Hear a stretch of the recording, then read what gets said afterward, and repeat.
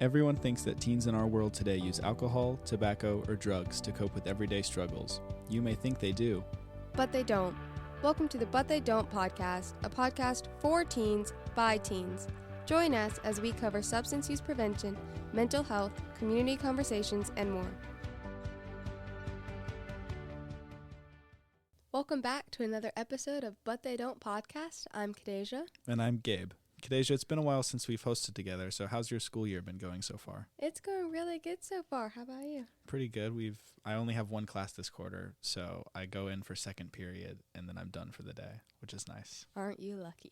All right, so before we get started with this week's episode, we feel really bad and we're sorry that we had to reschedule our basketball game versus the Pickens City Police Department.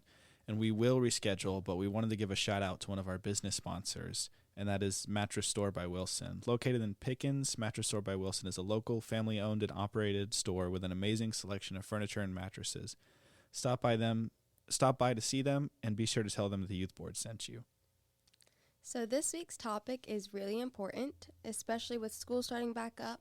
So let's talk about bullying. The Centers for Disease Control and Department of Education released the first federal definition of bullying. The definition includes 3 core elements.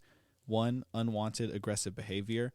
2, observed or perceived power imbalance. And 3, repetition or high likelihood of repetition of bullying behaviors. This definition helps determine whether an incident is bullying or another type of aggressive behavior or both. There are many different forms of bullying, and some that we may not even think of or consider to be bullying.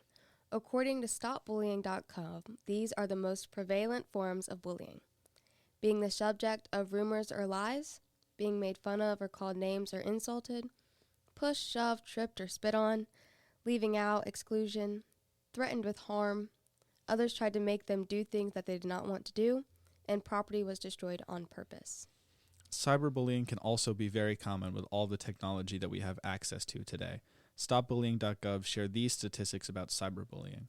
Among students ages 12 to 18 who reported being bullied at school during the school year, 15% were bullied online or by text. An estimated 14.9% of high school students were electronically bullied in the 12 months prior to the survey. So what can we as teenagers do to prevent bullying? Our friends from StopBullying.com have gave us some great tips. So number 1, bullying stops us from being who we want to be and prevents us from expressing ourselves freely and might even make us feel unsafe. If you're bullied, say something. If you are bullying someone, it's not cool. Number 2, if you're being bullied, speak up. If you feel uncomfortable with the comments or actions of someone, tell someone. It is better to let a trusted adult know than to let the problem continue. Get familiar with what bullying is and what it is not. If you recognize any of the descriptions, you should stay calm, stay respectful, and tell an adult as soon as possible. If you feel like you're at risk of harming yourself or others, get help now. Number 3, don't be a bystander, be an upstander. Someone who witnesses bullying either in person or online is a bystander. Friends, students, peers, teachers, school staff, parents, coaches, and other youth-serving adults can be bystanders. With cyberbullying, even strangers can be bystanders. Youth involved in bullying play many different roles. Witnessing bullying is upsetting and affects the bystander too. Bystanders have the potential to make a positive difference in a bullying situation by becoming an upstander. An upstander is someone who sees what happens and intervenes, interrupts, or speaks up to stop the bullying. Youth who are bullied often feel even more alone because there are witnesses who do nothing. When no one intervenes, the person being targeted may feel that the bystanders do not care or they agree with what is happening. There are many reasons why a bystander may not interject, even if they believe that bullying is wrong. They may be afraid of retaliation or of becoming the target of bullying themselves. They might fear that getting involved could have negative social consequences. An upstander is someone who takes action when they witness bullying. Even one person's support can make a big difference for someone who is being bullied. When youth who are bullied are defended and supported by their peers, they are less anxious and depressed than those who are not. There are many things that bystanders to bullying can do to become upstanders. Number 1, question the bullying behavior.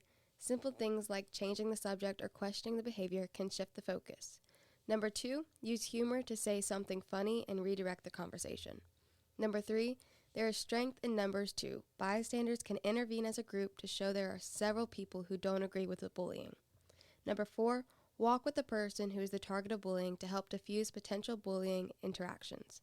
And number 5, Reach out privately to check in with the person who was bullied to let them know you do not agree with it and that you care about them. It makes a difference. Basically, it boils down to this. If you see something, say something. If you're being bullied, please tell someone you trust. And if you are bullying, just stop it. You're not cool and it's not funny. If you'd like more information, you can visit www.stopbullying.gov. We'll link it in the description of this week's episode.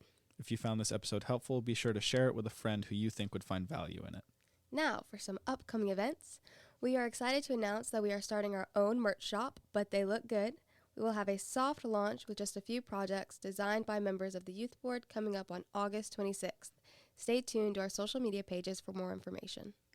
International Overdose Awareness Day is coming up on August 31st.